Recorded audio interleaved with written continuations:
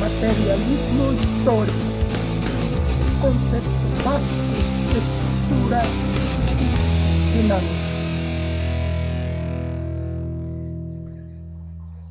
El materialismo histórico es una teoría sobre el cambio y sobre los modos de producción. Es decir, a través de ella podemos entender cómo funcionan una sociedad, su producción, su capital, su forma de trabajo y cómo también esas sociedades encierran su propia contradicción que posteriormente dan como producto final la revolución. Esto es el cambio de modo de producción a uno nuevo. Así que para empezar a entender ellos, vamos a hablar de algunos conceptos básicos. No son todos, sin embargo, a juicio personal, creo que son los necesarios para entender de manera básica, no a profundidad, pero sí que nos da un referente bastante completo y se pueda comprender cómo cambian, surgen las sociedades. Hay un pasaje en los escritos de Karl Marx y Engels de que la sociedad se asemeja a un edificio de dos plantas. La base, el edificio, la primera planta, se llama base económica. Y la segunda, supraestructura. Supra es arriba. Así que empezaremos con la base económica. Dice que la base económica es el conjunto de relaciones de producción y medios de producción. ¿Qué son estas dos cosas? Relaciones de producción y medios de producción. Dice que las relaciones de producción son las relaciones que se establecen entre las personas. Están determinadas por la relación de propiedad que estos tienen con los medios de producción. Significa de que hay dos tipos básicos de relación. Aquella entre los que son dueños de esas propiedades, o sea, de esos medios de producción, con los que son trabajadores, que no son dueños de esos medios de producción. Y también aquellas relaciones entre las personas que no son dueños de los modos de producción. Es decir, mientras se da el trabajo, las personas establecen necesariamente relaciones sociales con otros. Usted va a trabajar a una maquila, va a trabajar a un call center, va a trabajar a cualquier trabajo profesional o cualquier trabajo artesanal, inevitablemente establecen ese tipo de relaciones sociales. Esto dice, pueden ser de varios tipos. La primera es una relación de explotación. Se da cuando los propietarios de los medios de producción viven del trabajo de los productores directos. Es decir, los propietarios controlan, supervisan, establecen las normas, establecen las reglas de ese trabajo.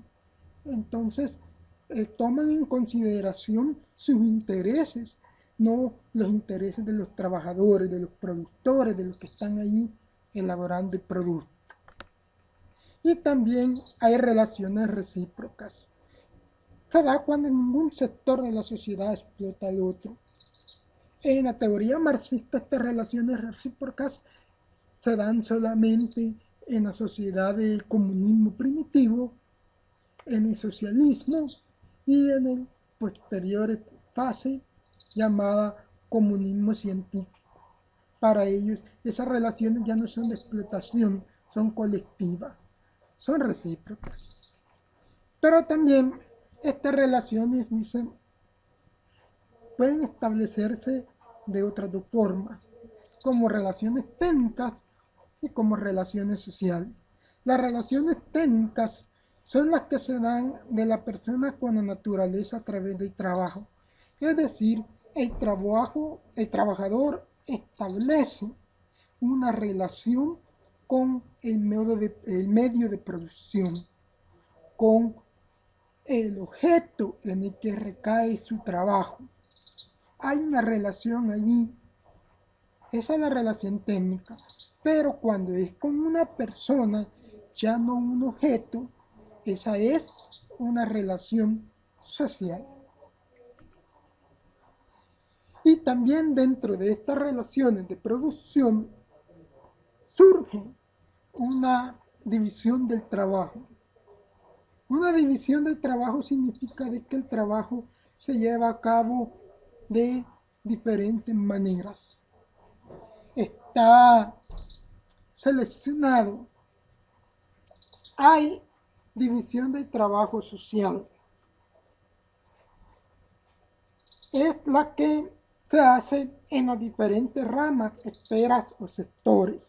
Por ejemplo, la división entre el trabajo agrícola y el trabajo industrial. Tienen sus propias peculiaridades, pero el tipo de trabajo es diferente. También hay división de trabajo que tiene que ver con la técnica de trabajo. Es aquella división de trabajo dentro de un mismo proceso de producción, es decir, aquel que se encarga de ciertas etapas, aquel que se encarga de, por ejemplo, en una maquila de la selección de tela, el otro de la confección, el otro de almacenamiento, el otro de la distribución, dentro de la misma rama. Esas son la división de trabajo basada en la técnica. Y también está la división social de trabajo, que se refiere a la repartición de las diferentes tareas que los individuos cumplen en la sociedad.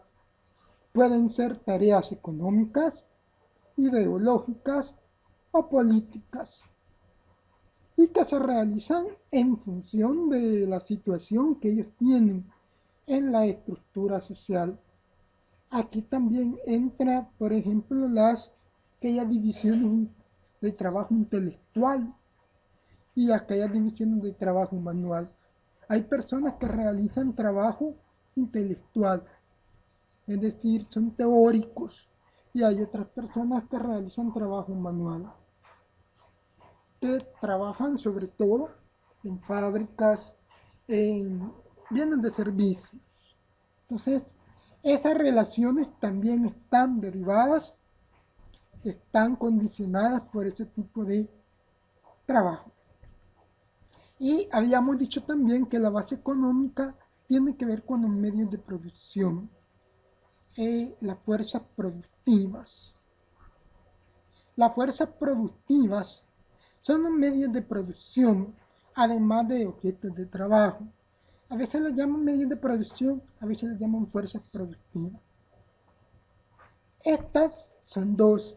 Están las fuerzas de trabajo, que es la energía humana empleada en el proceso de trabajo. O sea, esta fuerza de trabajo por lo general la hace la humanidad. Está distribuido en horas y en fuerza de categoría fisiológica, es decir, ese gasto de calorías que hace. Y están los medios de producción, que son todos los objetos de trabajo que intervienen en el proceso de trabajo, es decir, la maquinaria, la materia prima o también la materia bruta. Todos ellos constituyen las fuerzas productivas. Y habíamos dicho que esas relaciones de producción están determinadas también por esas fuerzas productivas. Por ejemplo, en una fuerza productiva que usa maquinaria, la fuerza de trabajo es diferente, maquinaria pesada. Por lo tanto, esa relación técnica es diferente en otro tipo de trabajo. Y esa relación social también. Estas dos constituyen entonces lo que llamamos fuerzas productivas. Pasemos ahora a la supraestructura, es decir, al segundo piso del edificio. La supraestructura es el conjunto de formas de conciencia social. Está articulado por aspectos jurídicos y políticos, es decir, el Estado, y el derecho. El Estado tiene tres funciones en esta superestructura. La primera es la función técnica, o sea, la función de organización y administración de la sociedad, que se lleva a cabo a través de los ministerios, del Ejecutivo, del Congreso. También está la función de dominación política, que es la creación y control de instituciones con fines represivos. Es decir, es aquella función que desempeña para mantener el control social, o sea, que no se salga de ese control cualquier acontecimiento social que se dé, para reprimirlo, para mantenerlo ahí quieto. Y está la función ideológica, que es la que legitima ciertas normas y prácticas, es decir, aquella que nos dice cuáles son las normas que debemos poner nosotros en nuestra vida cotidiana, cómo debemos entender la sociedad y además cómo llevar a cabo nuestras prácticas sociales. También existe el poder de Estado, que es la capacidad que tiene una clase social para hacer funcionar el aparato estatal de acuerdo a sus intereses de clase. El poder del Estado no necesariamente es el gobierno, sino que es un grupo de los que son dueños de los medios de producción, es decir, de la esfera económica, que tienen esa capacidad de poner a funcionar ese Estado de acuerdo a sus intereses de clase, es decir, a sus intereses sociales, económicos y políticos. Es un poder implícito, o sea, no se ve a simple vista, pero está allí diciendo cómo organizar, cómo administrar esa sociedad. También está en la forma de conciencia social. La ideología es un conjunto de pensamientos y prácticas sociales que se llevan a cabo en cualquier esfera de la sociedad. La ideología condiciona a sus individuos en sus papeles, en sus funciones y relaciones sociales. Es decir, la ideología nos dice cuál es el papel que cada persona juega en la sociedad, en el trabajo, en la vida cotidiana, cuáles son las funciones que desempeña en esta sociedad y cómo deben ser esas relaciones sociales, si deben ser relaciones de explotación y ver lo normal, si deben ser relaciones de sumisión, humillación, o deben ser relaciones de ayuda recíproca, de solidaridad. Eso es lo que hace la ideología. Si bien está en la supraestructura, la ideología juega un papel muy esencial, primordial, de primer orden. También se desliza sobre la base económica. La ideología es como el cemento que cohesiona la base económica y la supraestructura. De ahí es que es muy importante la función ideológica y cómo pensar desde una ideología. Y también están las instituciones que tienen una correspondencia con las funciones del Estado.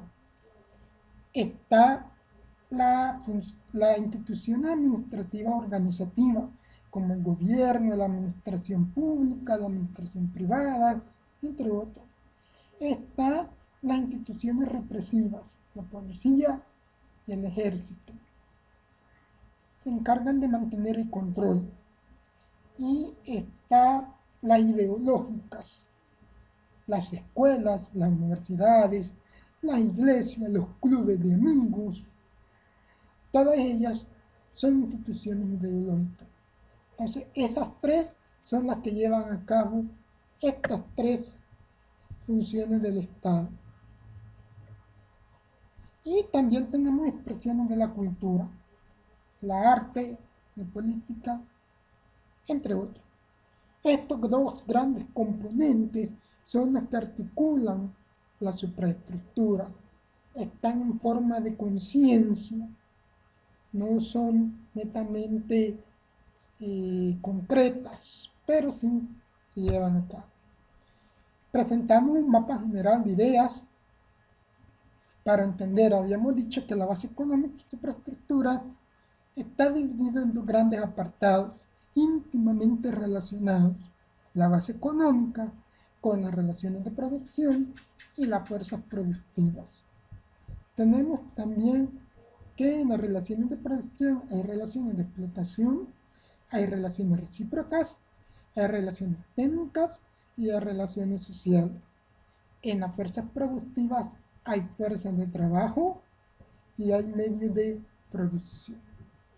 En la supraestructura está el Estado, con la función técnica, represiva y ideológica.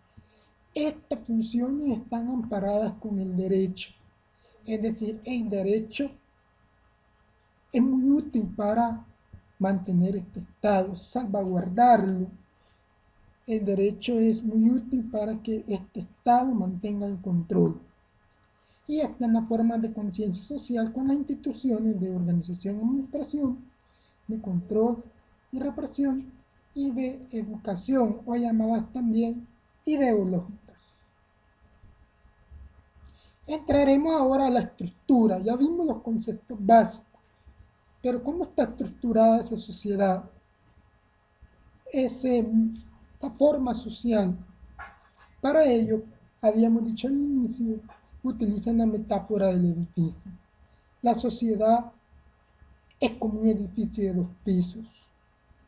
Primero, antes que nada, dicen, están las fuerzas productivas, están las relaciones de producción.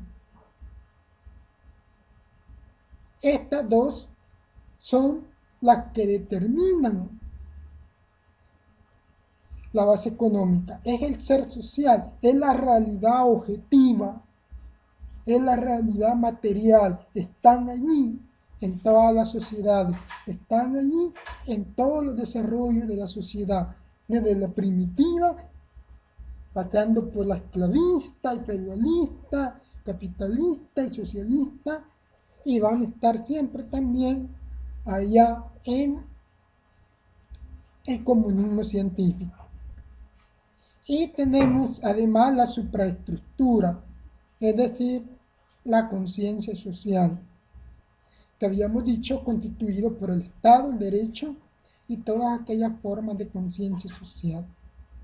¿Cómo es la relación entre esto? Pues hay una relación dialéctica. Si cambia la base económica, esa base económica repercute en la supraestructura. Pero si cambia la supraestructura, esos cambios allí en la conciencia social también cambian las fuerzas productivas. Por ejemplo, si nos situamos en el feudalismo, cuando cambia hacia el capitalismo, las fuerzas productivas y relaciones de producción, la supraestructura también poco a poco, no estamos hablando de un cambio inmediato, sino, rápido en el momento, sino que de un cambio poco a poco se va gestando en la historia, en los años.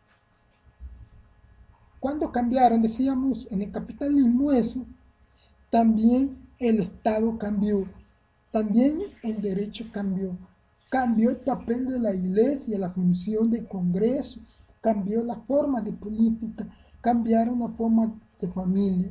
Si se acuerdan, en las comunidades primitivas, las familias eran basadas en el matriarcado.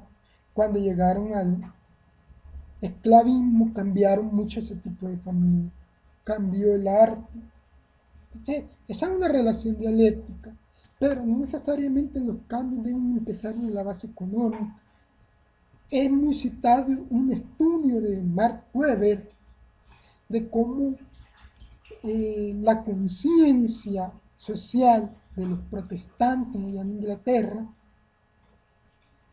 los primeros protestantes, esa forma, esa ideología, esa conciencia contribuyó a que se generaba el capitalismo. Es decir, esa conciencia llamada protestante ayudó a que las fuerzas productivas y las relaciones de producción cambiaran. Como vemos, no es determinante la base económica, pero por lo general sí influye mucho, tiene un fuerte papel. No vayamos a caer en el error de decir que la base económica determina, es decir, que siempre se empieza de abajo. No, puede empezar de la superestructura, pero las condiciones más fuertes siempre se dan en la base económica. Y la otra cuestión, no vamos a entender la base económica simplemente como economía, sino que tienen que ver ahí muchas formas sociales, culturales, aunque lo económico determina el modo de producción. Entonces vemos que esta teoría bastante flexible, no es dogmática y está constantemente influenciándose de la base económica a la superestructura y de la superestructura a las fuerzas productivas. Hay una relación dialéctica. Por último, ¿cómo es la transición de un medio de producción establecido hacia otro medio de producción? Es decir, ¿qué sucede para que esas sociedades cambien? Por ejemplo, del capitalismo al socialismo o del feudalismo al capitalismo. ¿Qué ha sucedido? Pues, habíamos dicho, hay una base económica y está compuesta por fuerzas productivas y relaciones de producción. Llega un momento que hay un desarrollo en esas fuerzas productivas, es decir, los objetos de producción evolucionan, se van perfeccionando. De repente hay una maquinaria con una tecnología más compleja. Hay unos instrumentos de trabajo con una tecnología más compleja. Entonces, las fuerzas de producción, esas fuerzas productivas, van evolucionando, haciéndose más perfectas. Pero, como hemos visto, las fuerzas productivas están amarradas a las relaciones de producción. Es decir, si hay un cambio en las fuerzas productivas, debe haber un cambio en las relaciones de producción. Pero ¿qué sucede? No es correspondiente. Es decir, las fuerzas productivas, si las mejoramos, mejora el producto, mejora las ganancias, mejora el capital económico, es decir, hay más ganancias. Y eso debería implicar, en teoría, una mejora también en las relaciones de producción, es decir, una mejora sustancial en esas relaciones técnicas y en las relaciones sociales. Pero ¿qué sucede? Los capitalistas, si nos situamos en el capitalismo, mejoran las fuerzas productivas, pero no las relaciones. ¿Por qué? Porque si mejoran las relaciones, mejores salarios, mejores condiciones de trabajo, más armonía, menos explotación, significa que esas fuerzas productivas no van a dar más ganancia. Por eso, si ustedes se fijan, a veces los aumentos del salario mínimo no les gusta mucho a los empresarios. No les gusta mejorar esas relaciones de producción que está basada en la fuerza de trabajo, es decir, en el trabajador. Esa es la principal fuerza del trabajo. No les gusta mejorar, entonces caen en una contradicción. Hay allí una contradicción, una lucha de contrarios, dialéctica. Y a esas contradicciones en el marxismo se le llaman condiciones objetivas. Cuando esas condiciones objetivas son muy contradictorias, dice el marxismo, entonces empieza a presionarse.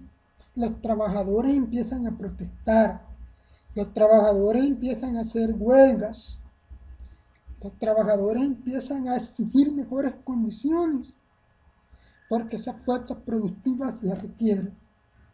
Pero no haberlas entran en una lucha.